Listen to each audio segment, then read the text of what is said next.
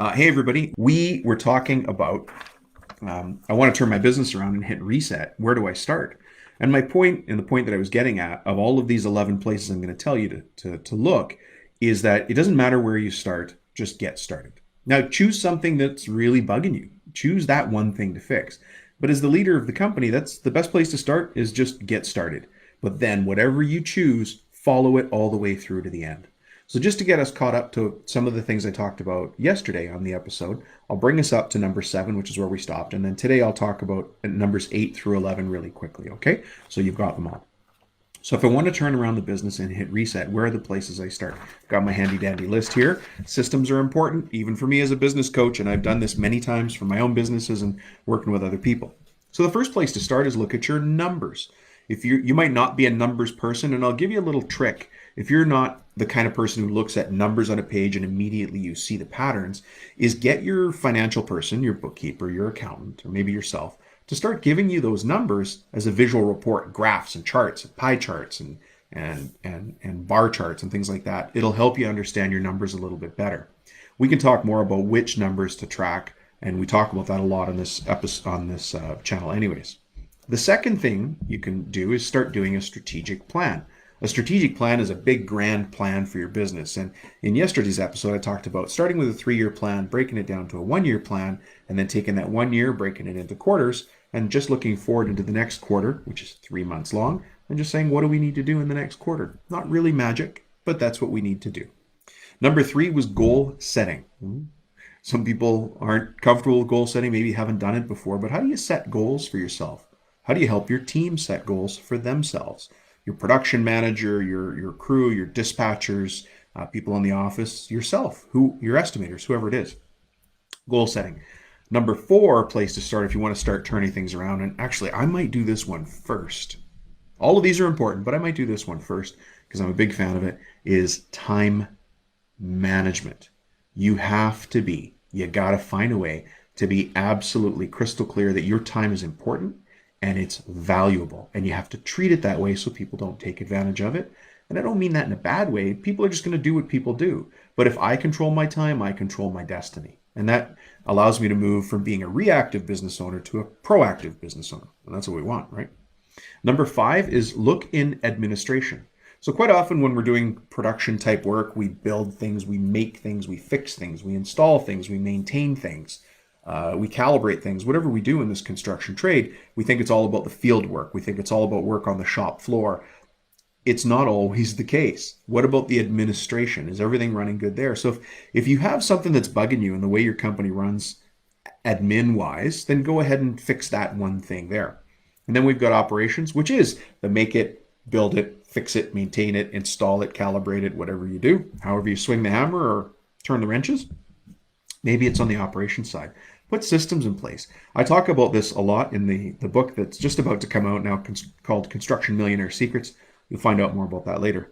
And then the next one is quality control. Have a look at your quality control. And if you remember, and if you listened to yesterday's episode, you remember that I said none of this applies if you're not proud of the work you do and if your customers aren't referring you to their friends and family and other businesses that they trust, because that means you're doing a great job. This profit tool belt that I'm doing, the other podcasts that I do, all of the people that I work with, none of this works if you're not really doing the greatest work that you can. So quality control is important. So there's the first 7 things. We've got to get from 7 to 11, which means we've got to talk about number 8, 9, 10, and 11. So if you're ready for that, let's get going. So if you want to turn your business around, another place you can go start to put systems in place is getting better customers. I'm not talking about better people. I just mean better quality of customers for the way you do work. Quite often I hear about people saying, Dom, we want to get to the next level. How do I get to the next level? Well, that means different things to different people. If you're doing, let's say, $250,000 a year in sales, getting to the next level for you might be $300,000 in sales. If you're already doing $3 million in sales, for you the next level might be $5 million in sales. Either way, I don't want you to get freaked out because all we're talking about is changing the zeros. The questions and the answers move around a little bit, but they tend to be the same. That's why I can walk into any business anywhere in the world and do what I do for turning them around and showing them how to work smarter, not just harder. because it's a matter of asking the right question at the right time and putting the right systems in place. It doesn't matter the size of your business.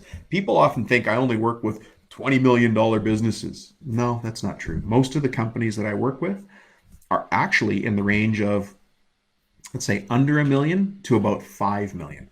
It's sexy to talk about the 20 million, the $40 million businesses, but the reality is most of the companies I work with are just under $1 million, all the way up to that $5 million range. That's the sweet spot. And to be, really frank, if you look at the business environment around you, that's the size of most of the successful companies in your city anyways.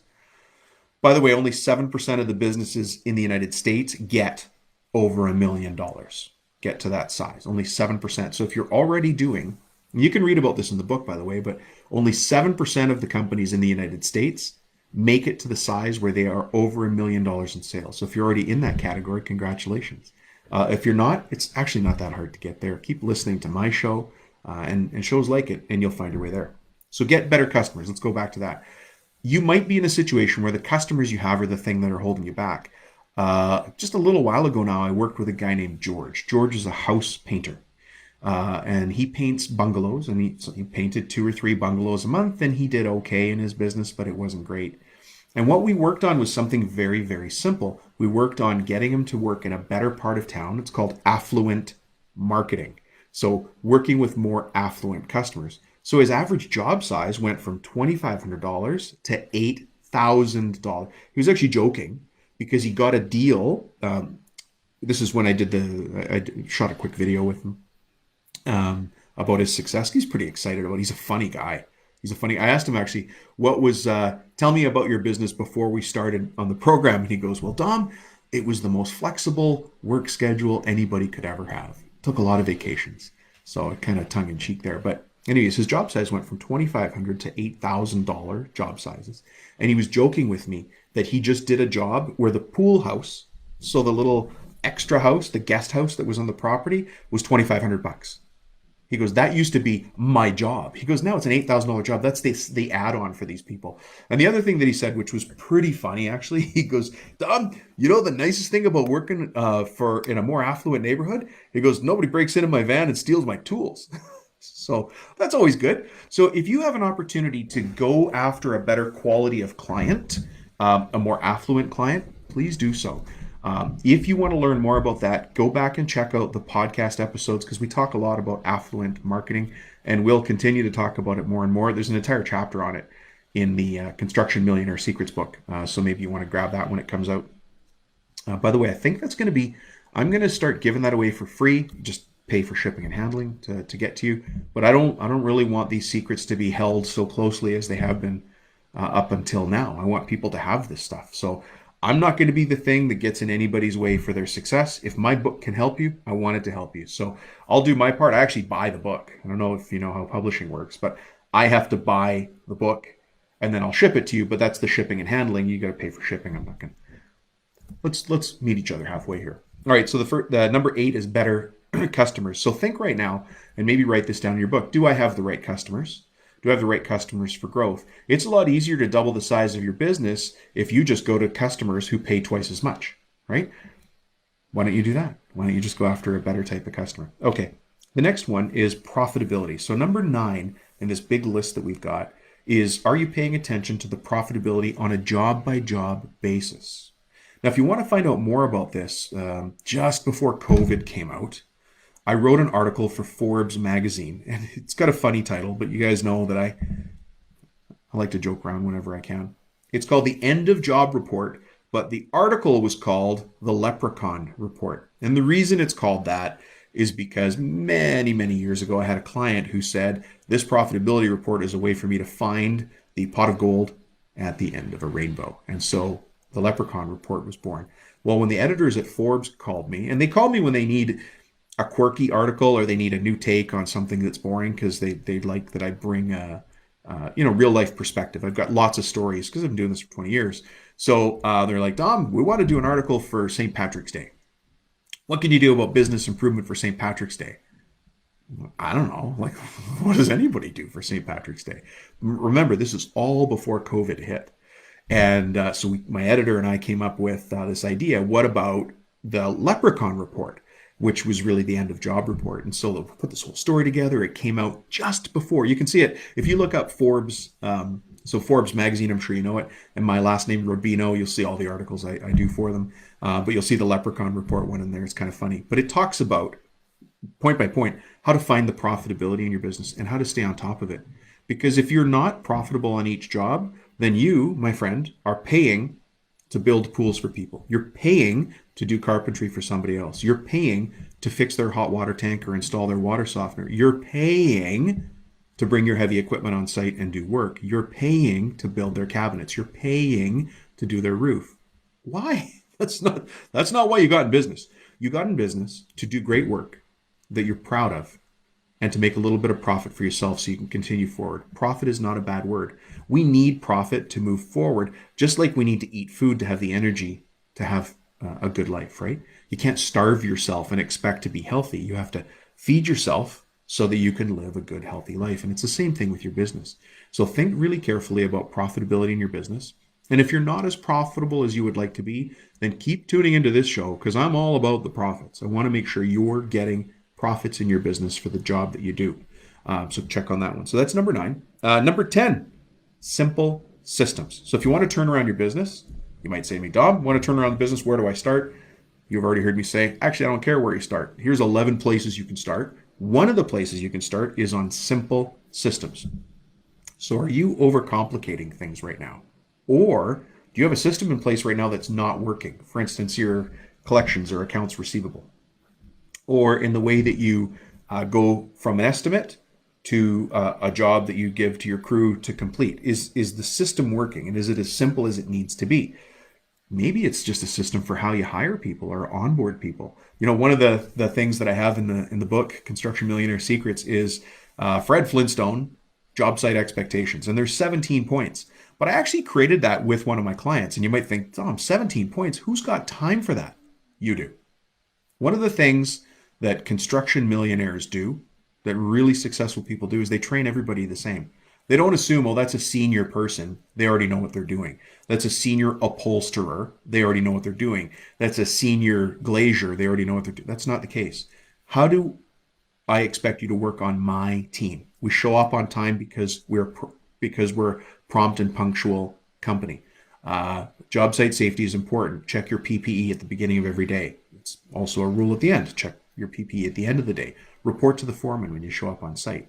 Some of these applications, of course, are for on-site, but if you have like a workforce in a van that's going out, or you have a shop where you're forming steel or machining wood, you just modify them to yourself. But it's all in the book. You can see it there in writing, and you just take it.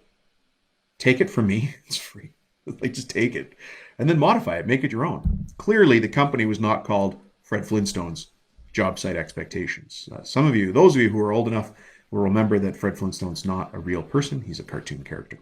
Anyways, keep your systems as simple as they can be. Simple is always better. It's easy to overcomplicate things. What's hard is keeping it simple. And simplicity is profitability. Please remember that. Simplicity is profitability. Complexity, adding steps, not so good. You're making things confusing. So that's number 10. And number 11 is you need to know the secrets for success. What are the secrets that other people are using for success? You know, those of you who've been following me in this channel for a long time, who've heard my other interviews, you'll know about something that I use called the Construction Millionaire Formula. It's a 3-part formula. Each of the 3 parts is a formula you probably already know off the top of your head. Most people do. The pathetic thing, the sad and tragic thing, the worst thing that could be happening to us in the world, they don't teach this at school. None of this stuff is taught at school. At school, we're taught to memorize stuff. At school, you're forced to sit down to learn. At school, they tell you, do this, and there's only one way to do something. They don't allow students to have the creativity to do what they need to do to get the job done. That's kind of the job description of people like you and I as business owners and as entrepreneurs. We will find a way to get something done if we choose to get it done. We'll go through it, over it, around it, to it, under it, etc. You got to find a way. Anyways, you need to know the secrets. If you want to know more about the secrets, check out the book Construction Millionaire Secrets when it comes out. I just sent it to the editor the other day. It'll be going live soon. Anyways, thank you so much for checking in. I appreciate your time, and we'll talk to you soon. If you have any questions, get in touch with me through Facebook. Leave me a Facebook message, or shoot me a text. My cell number is 604-837-8361. Thanks, everybody. Have a great day, and we'll talk to you soon.